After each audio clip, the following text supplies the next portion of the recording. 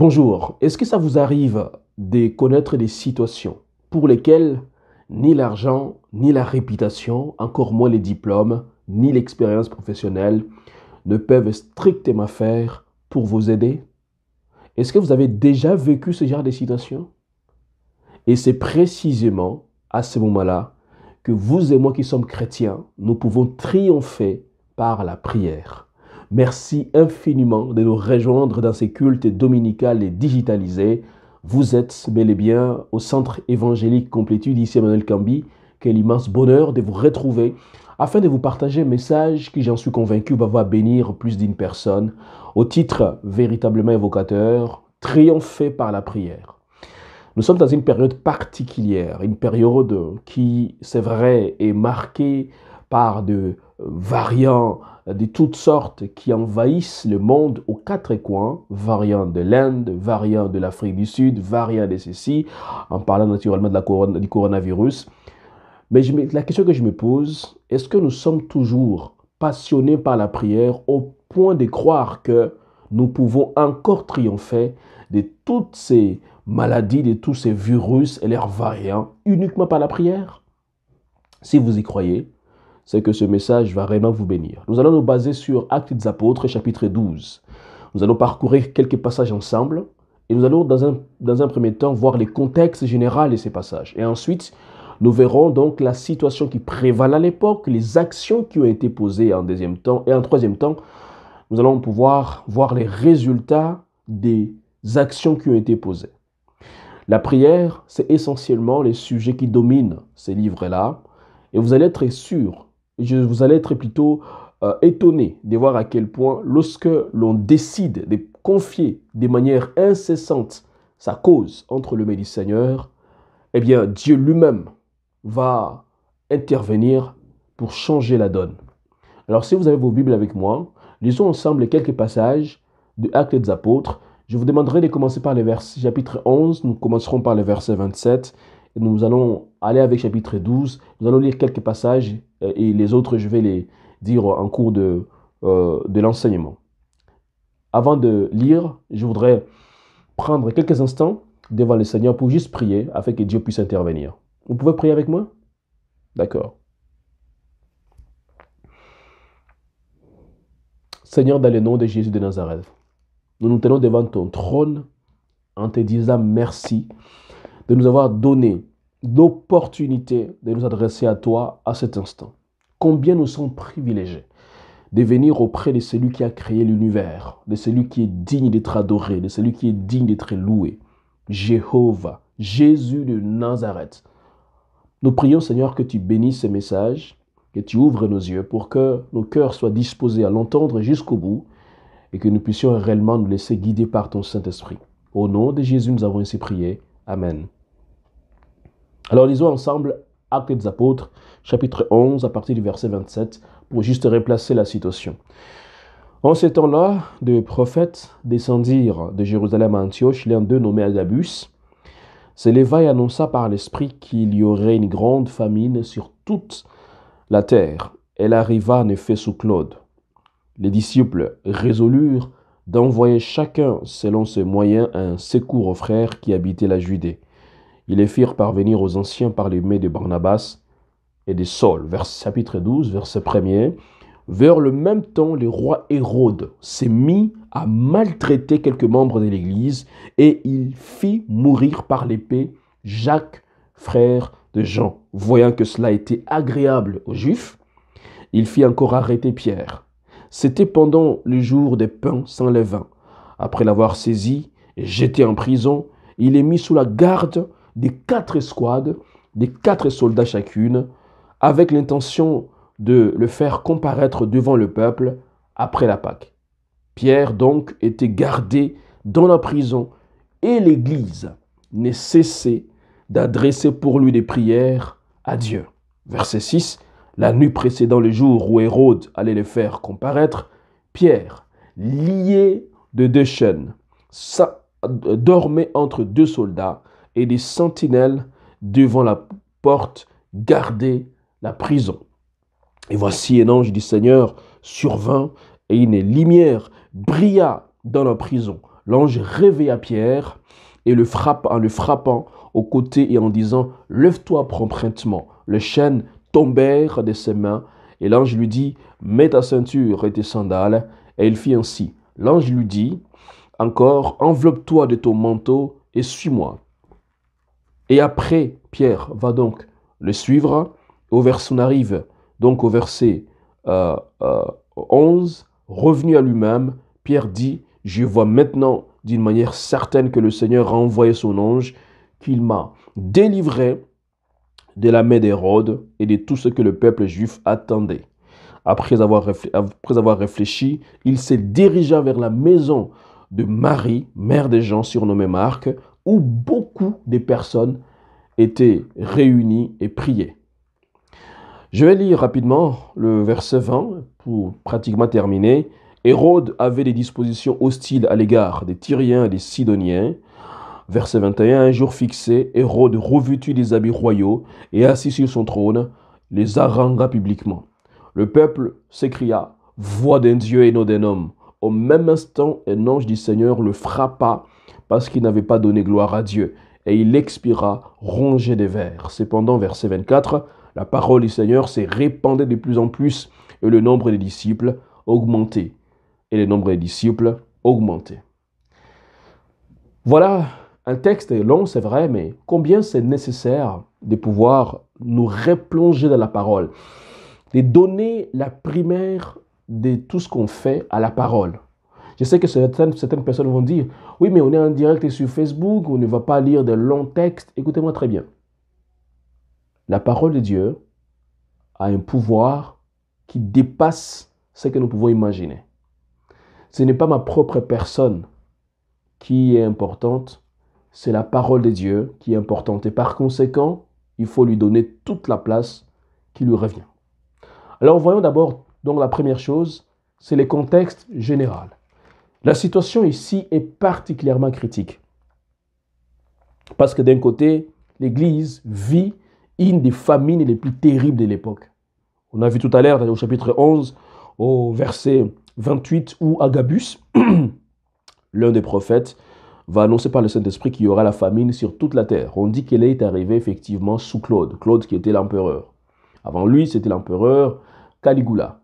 Donc la famine frappe de plein fouet toute la surface de la terre, y compris l'Église.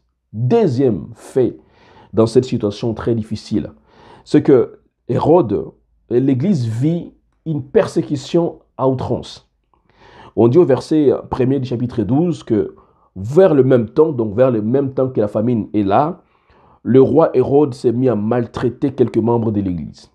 Donc l'Église est maltraitée. On choisit, on cible. C'est une attaque ciblée contre les chefs religieux, contre plutôt les chefs de l'Église, les responsables, les principaux dirigeants de l'Église de l'époque, dont l'apôtre Pierre.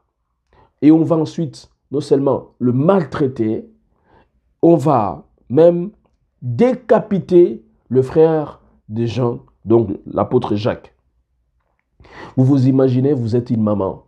On vient vous annoncer que votre fils aîné a été décapité. Imaginez la réaction de la mère de Jean, la femme de Zébédée. Imaginez la réaction de Jean. Il est peut-être assis quelque part et puis on lui dit « Ton grand frère vient d'être décapité ». Comment réagir face à de telles situations? Non seulement cela, la famine, la persécution, la maltraitance, mais aussi des arrestations arbitraires. L'Église fait face à des arrestations arbitraires. La preuve, c'est que l'apôtre Pierre est arrêté. On dit au verset 3 du chapitre 12 des Actes des Apôtres, « Voyant que cela était agréable aux Juifs, il fit encore arrêter Pierre. »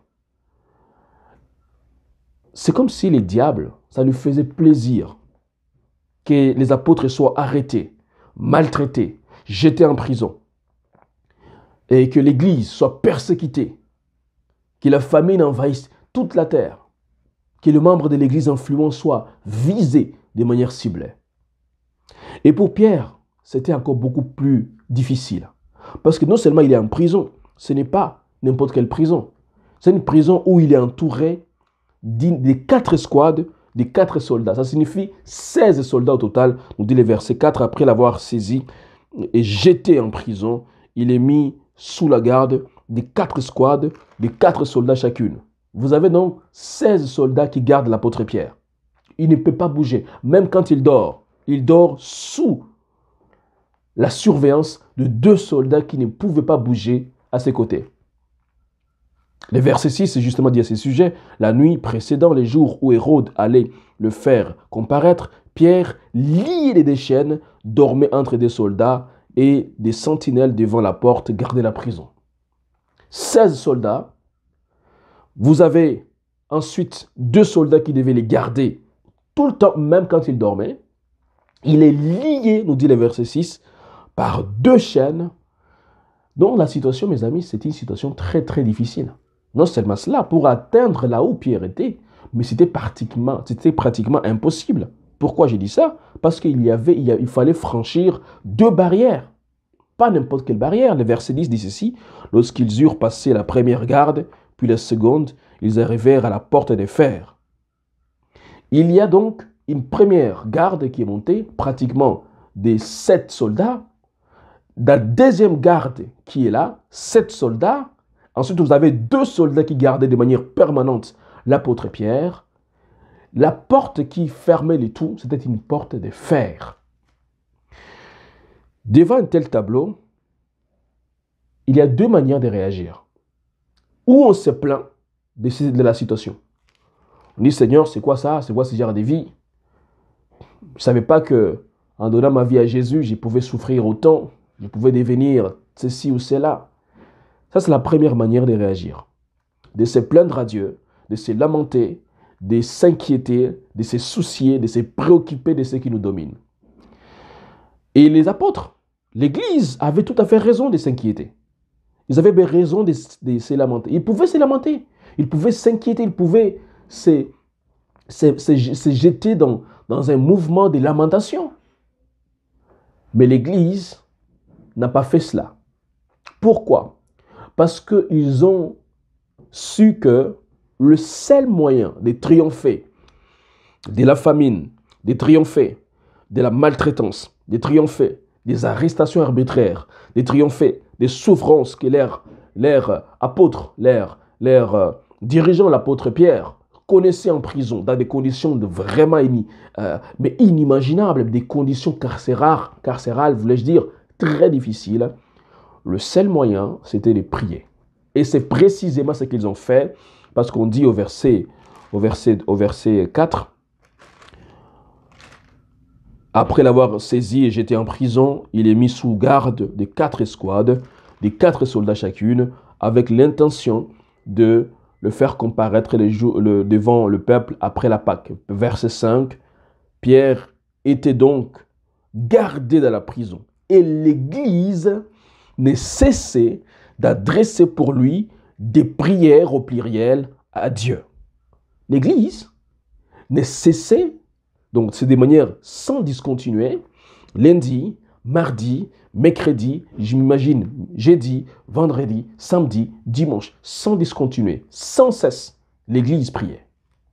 Pas une personne, mais c'est des personnes rassemblées. Voici ce que les versets 12 dit ceci. Il dit, après avoir réfléchi, il se dirigea vers la maison de Marie, mère de Jean, surnommée Marc, où beaucoup de personnes étaient réunies et priaient. Le père de Marc, Jean-Marc, celui qui a écrit l'évangile, c'est le Marc, était un homme très riche parce qu'il avait une grande parcelle où il pouvait accueillir beaucoup de personnes. À l'époque, les maisons, d'ailleurs jusqu'à aujourd'hui, les maisons de Jérusalem, c'était des maisons très petites, des maisons qui étaient même collées les unes contre les autres, tellement qu'elles étaient petites. Et cet homme avait beaucoup de richesses, donc il pouvait accueillir beaucoup de gens pour pouvoir prier. Et il a mis sa maison à la disposition de l'Église pour la prière. Et c'est là que quelque chose va changer. L'Église va prier de manière sans cesse. Il va prier sans discontinuer. Alors la question que je vous pose, vous quand vous connaissez ce genre de situations, comme l'apôtre Pierre, il est en prison, il a 2 escouades, il était marié, rappelez-vous. Sa femme devait être morte d'inquiétude. Elle devait se demander, mais qu'est-ce qui va lui arriver? On a appris que récemment, on a décapité Jacques, le frère de Jean. Mais qu'est-ce qui va lui arriver? Imaginez s'il avait des enfants. Qu'est-ce que ses enfants devaient penser? Imaginez ce que sa mère devait penser. Ses frères peut-être devaient penser. Imaginez tout ce qui était là. Mais c'est là que, mes amis, quand on a le Saint-Esprit, on arrête de se plaindre. On arrête de se lamenter et on passe à l'action, à la contre-offensive. Et la contre-offensive, ça s'appelle la prière. L'Église va se mobiliser comme un seul homme afin de prier, mais d'une manière tout à fait étonnante et inspirante pour nous aujourd'hui. Alors, si l'Église priait de manière sans cesse, si l'Église priait sans discontinuer, si l'Église priait de manière continue, justement, pourquoi ces gens-là qui sont maltraités, pourchassés, tués, jetés en prison, affamés, décident-ils quand même malgré ces situations, de prier? Vous savez, un des versets qui me frappe dans la Bible, c'est Jacques, chapitre 5. Quelque part, je crois au verset vers 17 ou 13, la Bible dit, « Quelqu'un parmi vous est-il dans la souffrance qu'il prie ?» Ah, moi je pensais qu'on allait se lamenter. Je pensais qu'on allait appeler quelqu'un si on est dans la souffrance. La Bible dit, quand vous êtes dans la souffrance, à l'instar des apôtres de l'église de Jérusalem, il faut prier. Et quand vous priez, qu'est-ce qui arrive réellement? La vie change quand vous priez. Alors voici un peu les résultats de la prière. Quand vous priez, la première chose qui arrive, c'est que Dieu intervient. Dieu se met en mouvement et il intervient. Dieu de son trône, Dieu décide d'intervenir. Dans le cas de l'apôtre Pierre, Dieu est intervenu par un ange. Voici ce qui est dit au verset 11. Revenu à lui-même, Pierre dit, « Je vois maintenant d'une manière certaine que le Seigneur a envoyé son ange. » Voilà.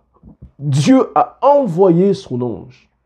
J'ai pris qu'à cet instant, peu importe la situation que vous connaissez, que Dieu puisse envoyer son ange afin que vous puissiez être délivrés de toute la difficulté par laquelle vous passez. J'ai pris dans le nom de Jésus de Nazareth que la maladie que vous connaissez, que Dieu envoie son ange, touche votre cœur, touche votre vie, touche votre corps, afin d'être délivré de la maladie que vous avez dans le nom de Jésus de Nazareth. Non seulement Dieu va pouvoir intervenir, quand on prie, Dieu fait tomber les chaînes.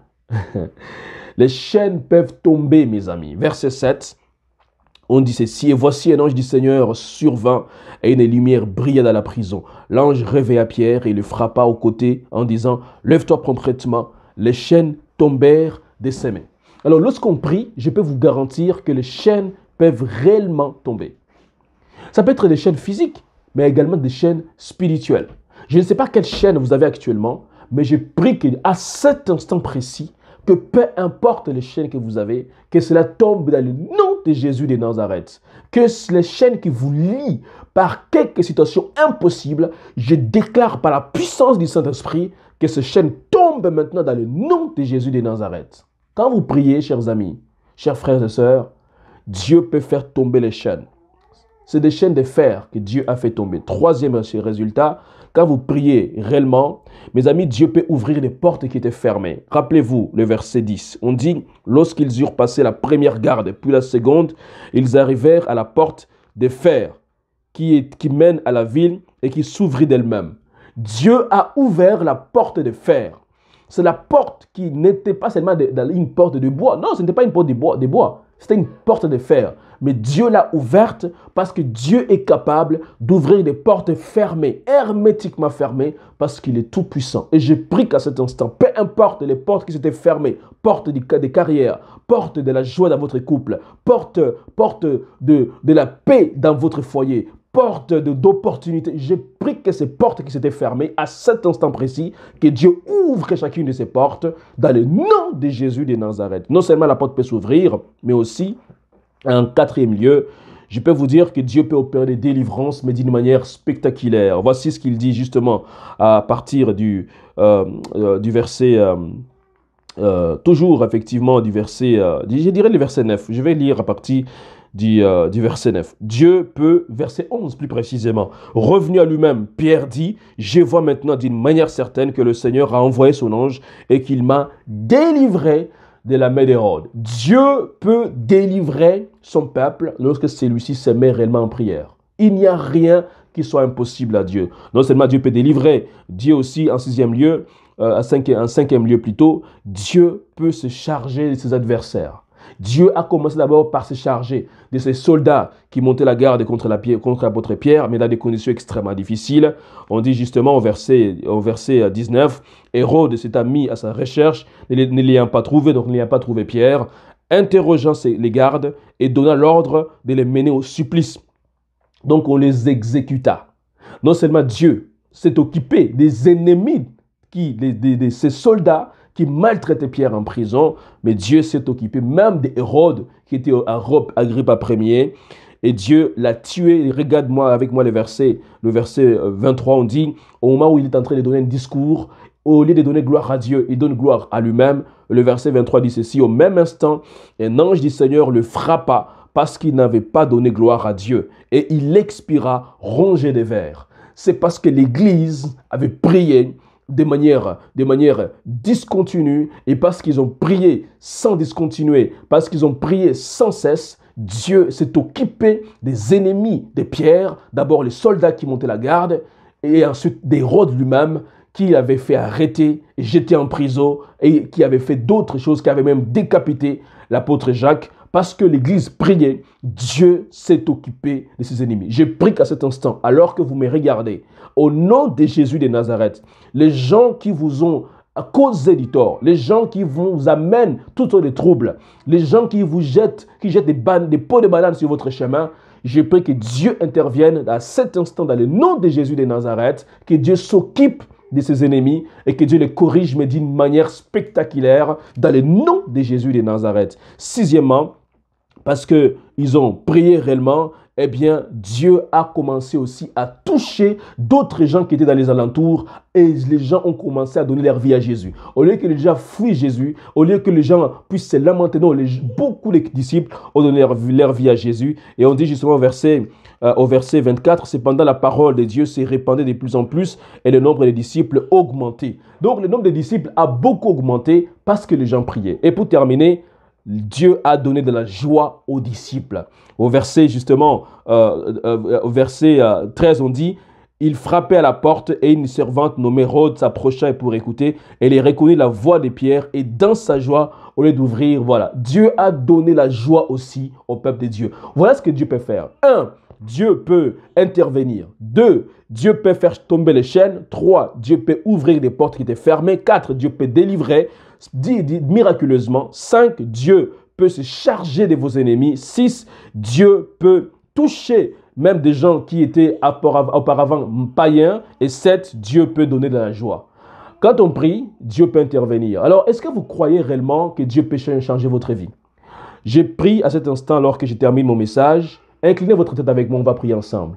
Seigneur, dans le nom de Jésus de Nazareth, je ne sais pas c'est par quoi passe mon frère et ma soeur, mais je me tiens devant ton trône. Dans le nom de Jésus de Nazareth, je prie que tu touches sa vie et que tu guérisses son corps, que tu interviennes dans sa situation, maintenant et à jamais. Au nom de Jésus, nous avons ainsi prié. Amen. Que le Seigneur vous bénisse abondamment. Alors on se dit à très bientôt. Ciao.